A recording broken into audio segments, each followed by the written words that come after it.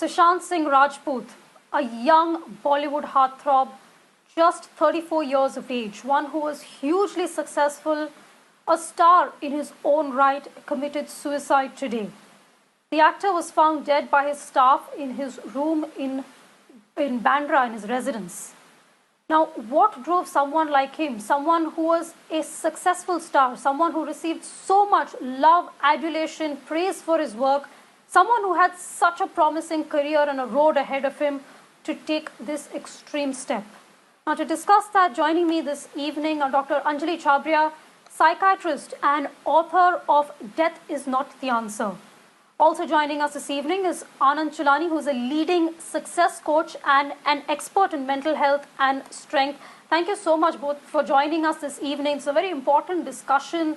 Sushant Singh's death has surprised so many. It has shocked so many because, and Anjali Chhabria, if I could start with you, he was seen as somebody who was extremely successful. Now, there have been suicides in Bollywood in the past, but this by far is the most high-profile one. He wasn't somebody who was trying to make it into Bollywood. He had made it. He was successful. For many people, this correlation between success and death may be difficult to comprehend. Right. It's extremely unfortunate that we have lost a brilliant person today and somebody so successful. But I think it also highlights the fact that just because you're successful, you are not immune to mental health disorders. I do not even know whether he was suffering from a mental health disorder. But at the same time, today, just as COVID spares no one, mental health issues do not spare anybody. Now, suicide is an extremely complex topic, and it is very, very difficult to comment on why he may have died of suicide. I do not like the word commit suicide because it almost seems like as if you're committing a crime. But it has definitely brought on to the fore that while we are fighting COVID and all of us are trying to save lives, there is someone who has died of suicide. The reasons could be many. Unfortunately, we may never know the reason because he was the one who decided. And we may all be left with a lot of speculations. But definitely, it also highlights the fact that mental health issues are extremely common. 1 out of 4 to 1 out of 7 people in India today are suffering from mental health issues. Who knows what the cause was? But I just hope he should have reached out. I hope he had reached out to someone so that someone could have saved him in the nick of time.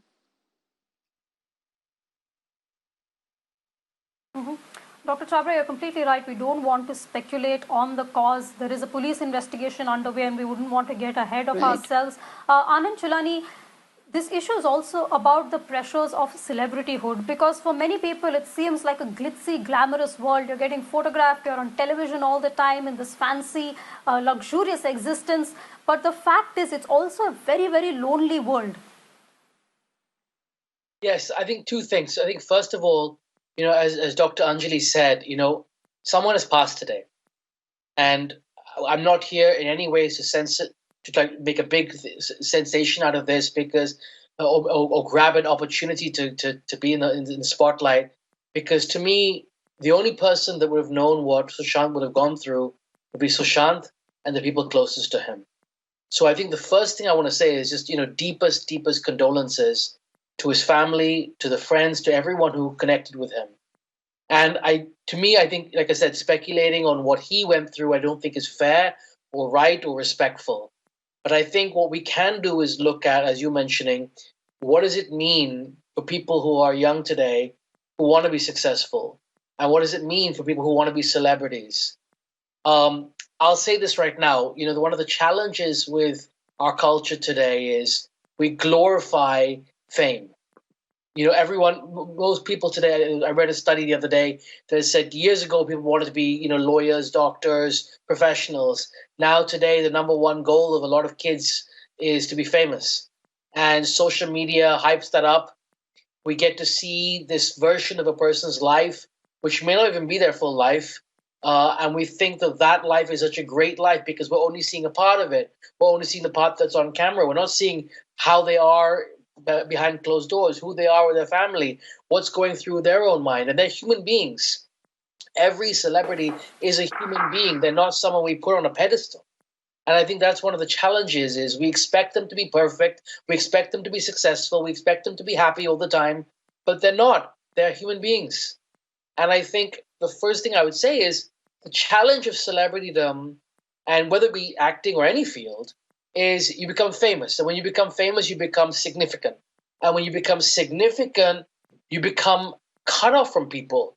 Because to feel significant, I cannot be connected, right? People would mob you, be bodyguards between you and other people. You're now disconnected from people.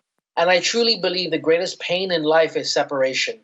Anyone who feels separate from people or feels alone is one of the great. Once you feel alone, you're on a downward spiral. And I think, and people think, why do people, celebrities, feel alone? Well, let me tell you something. So many people have expectations of them. So many people want things from them. So many people use them. It's not easy to know who's in your real corner and who's not. And I think in that feeling that people can feel alone. I've worked with a lot of people in this space here in the US. I'm telling you, a lot of people who are successful in this space who feel alone. So again, I'm not here to speculate on Sushant because I don't feel it's respectful to do that. But I will say that I think anyone who wants to be a celebrity or anyone who wants to be successful, the foundation of that is mental health and mental strength. It's a very interesting distinction between success and being successful or even happiness. You have these celebrities who always have to be smiling. You have to portray this picture of contentment. You have to take pictures with so many people who come up to you. You don't have the option of saying no. And even somebody like, for instance, Robin Williams, which is one of the huge tragedies. Nobody saw that coming. Nobody expected it. He was an actor who was so loved. And somebody like him, the outwardly experience that a celebrity has to put up does not reflect Anand Chulani in any way the internal stress, trauma, or the alienation that they feel without being able to form real, meaningful relationships. Absolutely right. And I'll just add to that one piece. I had the privilege of meeting Robin Williams years ago. Before this career, I was actually an actor in the US, and I had met him very briefly, and I was at that point doing stand-up comedy at the Comedy Store. And I'll never forget what he told me. He said, there are three forms of comedy. You can use laughter to hurt someone, you can use laughter to hide behind, and you can use laughter to heal. And I don't know, again, I only met him for 5 minutes. I don't know what Robert Williams went through. But I know when you're someone like that who has to be on, who's everyone knows as being on, expectations of people is so high. And that creates a lot of internal pressure. And that's where we forget this. We start to lose this sense of connection with ourselves. Again, I'm not here to speculate on Robin. I'm not here to speculate on Sushant. But I will say that for anyone young watching this, anyone watching this, there's a big difference between success on the outside and happiness on the inside. And I'll say right now, success on the outside does not automatically give you happiness on the inside. That's something we've all been told. And that's an absolute lie because it makes you feel good for a little bit. But then what happens? You chase another goal and another goal and another goal, and you keep chasing happiness. To me, every child in our country should be taught that happiness with yourself comes first.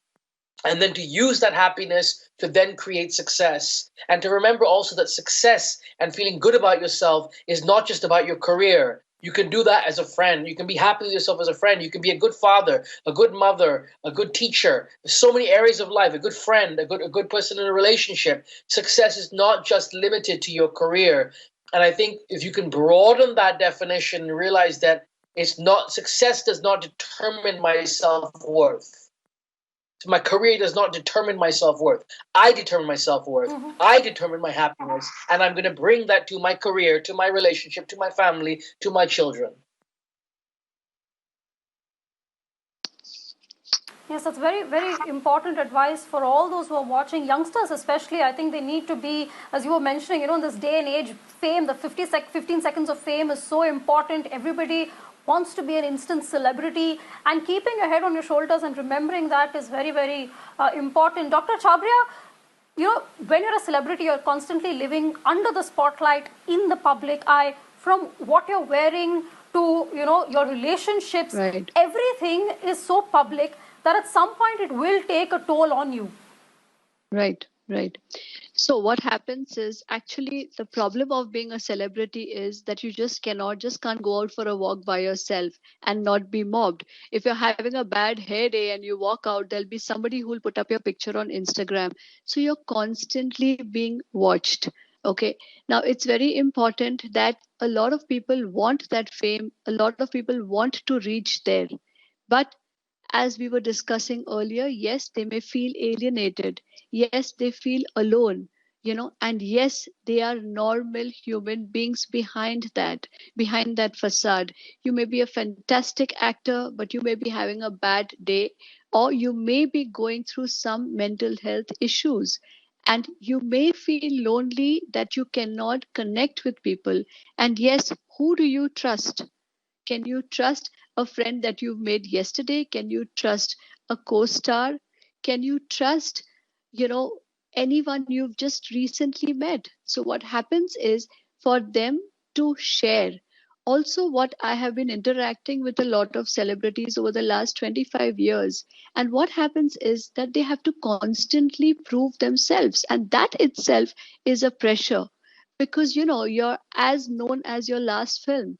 So I've seen a lot of celebs go through a lot of anxiety, when they're not in the spotlight, because they're so used to it.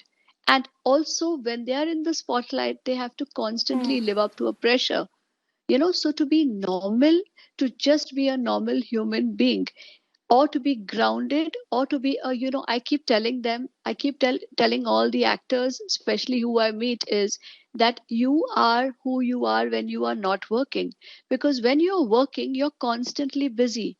But when you're at home, what are you doing? Are you watering plants? Are you cooking? Are you just interacting, or are you feeling restless because you are not working? So it's very, very important to be normal around your family, because there you are not a celebrity. You're a husband, you're a wife, you're a child.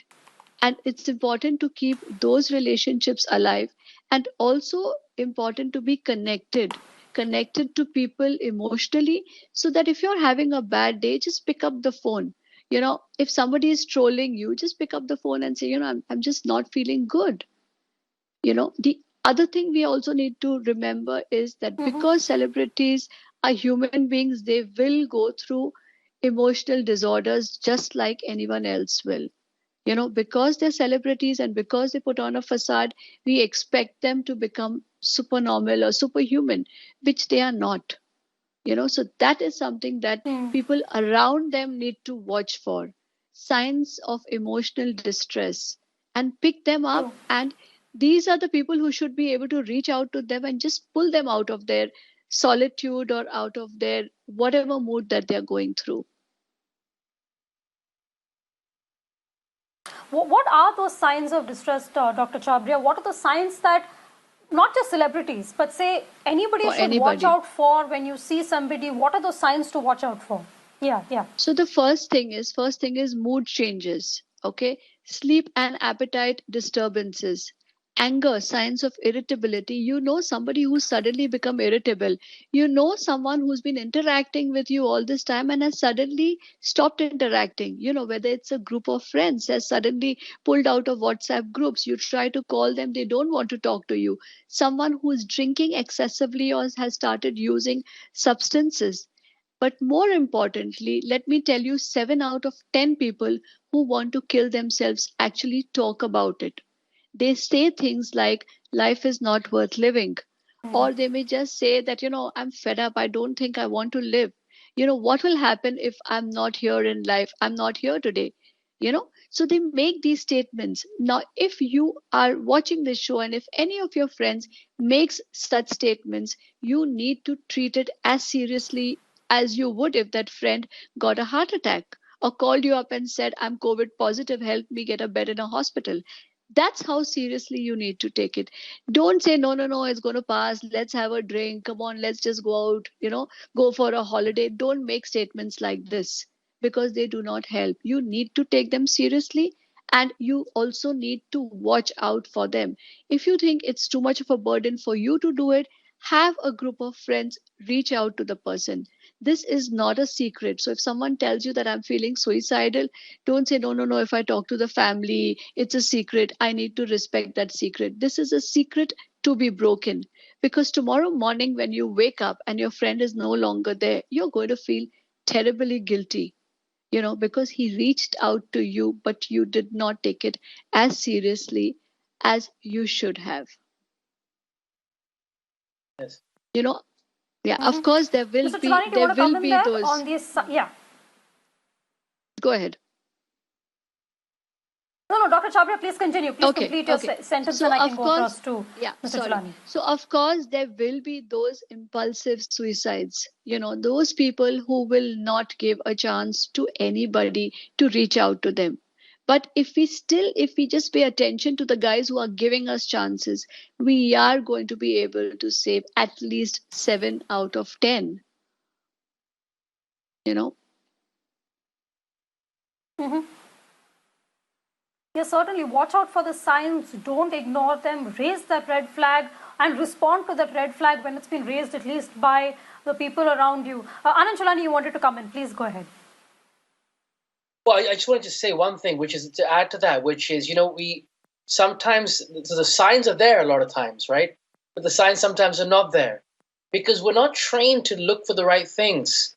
We just look at, is the person going to smile on their face? Are they feeling good about themselves? We think that's what makes a person happy. We don't take the time for real meaningful connection today. We have a very superficial level of connecting with each other. So many people say, what's up? And don't really ask, don't even wait to actually hear what the other person is saying to answer the question. I think the key to this is being present. And most of us are not present with ourselves, let alone each other. And I think one of the ways to support people right now, mentally, emotionally, is A, be present to yourself. How are you feeling? What is going on with you? And when you're present to yourself, instead of trying to distract yourself or manage pain, which is what most people do, they distract themselves from pain or they manage pain. How do they do that? They go on Instagram. They watch a video. They do things to just create these hits of dopamine to feel good in the moment, but haven't really dealt with an area of their life they're not happy with. Take the time to be present of how you're really feeling about yourself and how you're really feeling about your life. And there's no harm in saying, I'm not happy. There's no harm in saying, I'm not 100% feeling good about this area. Being emotionally honest with yourself is the first step to taking yourself to the next level. That's the first thing. And we also need to be present to other people. Present means if you're a father or mother and you're on your phone the half the time and your child is coming at the dinner table and they're looking depressed, but you're on your phone, you're not connected to them. We need to be present with the people around us. When you're present, you'll become aware. And when you become aware, you'll spot the things that Dr. Chhabria has said. But if we're not present, if we're not in the moment, the signs can be in front of us, but we won't see them because we're so focused on our own world. We're so focused on what's in our own heads, we don't see and really feel the other person. So being present, being empathetic, and really putting yourself in someone's shoes when you connect with them is so important. But the first person you got to do that to is yourself, and not bury it down by food or entertainment. I'm telling you right now, Netflix is not going to help you become happy with your life. It may be a distraction for an hour or 2 hours, but the ultimate source of your own happiness is not on a TV, it's not on a movie theater, it's not in a sports game, it's in you. And you've got to be emotionally honest with yourself and then work on that to find that happiness. True, that's so true, and that's again very important advice coming in from both Dr. Anjali Chhabria and Anand Chulani. For all those who are watching, you need to find that source of happiness, contentment from within, and not a television show or Instagram or any social media app. But Anand Chulani, and very briefly, I want to go both to you and Dr. Chhabria on this. dealing with success and failure. Now, when it comes to a celebrity, unfortunately, now if I had a bad day, nobody would find out about it except perhaps my immediate circle. When it comes to a celebrity, both your success and failure are so public that that also becomes a very important factor. Yes, I think to say two things, right? So success makes you feel a high, right? And the public light, success gives you this huge high, this huge feeling. People love you, people are cheering for you, your box office numbers are high, or whatever it may be for you in terms of whatever field you're in. People, you want your autograph. It's a major high. It's like this huge hit of love, of affection, of attention. But then when you don't get it, what happens? People suddenly don't call you. People look at you suddenly a different way. Family members who, before were calling you every 5 seconds, drop their head. I remember this when I was in Hollywood myself. I still remember one day where I had this success and all these people reached out to me, and I had family members coming out of the woodwork. I didn't even know who were there. And then the TV show that I was writing for got canceled a year later. And I remember I went from something like 300 emails a day to 0. And that's just, I'm not even a celebrity. I'm saying there's a small chunk of that. And imagine that for someone who has, 3 million people messaging them. It's a huge difference. And I think this is the thing. There's highs and lows. Success brings intense highs and failure brings intense lows. And I think the only way to be happy in life is we have to be able to define success and failure in a way that doesn't emotionally take us to up and down. Otherwise, what happens, we'll always go up and down, and it's not going to only affect us.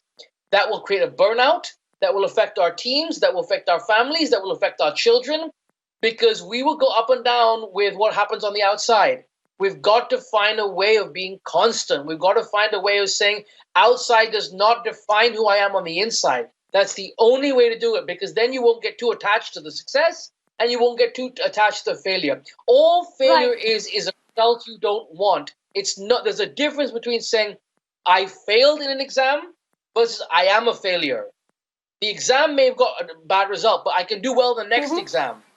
I'm not a failure. That's the difference. Right. That's a very crucial difference there. Anjali Chhabria, final word to you. Unfortunately, we're completely out of time. I have a couple of minutes left. Final word to you.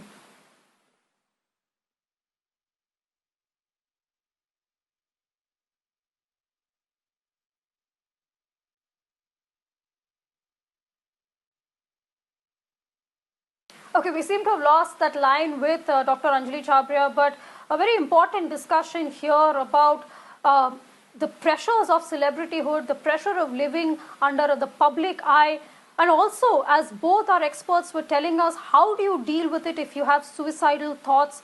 Anjali Chhabria and Dr. Chulani, thank you so much for joining us, for sharing these views, because at the end of the day, Sushant Singh Rajput was somebody who had a very promising career in front of him. His untimely death, his untimely demise has shocked not just his own colleagues and his own industry, but people across the country. Here is somebody whom, by any stretch of the imagination, was successful.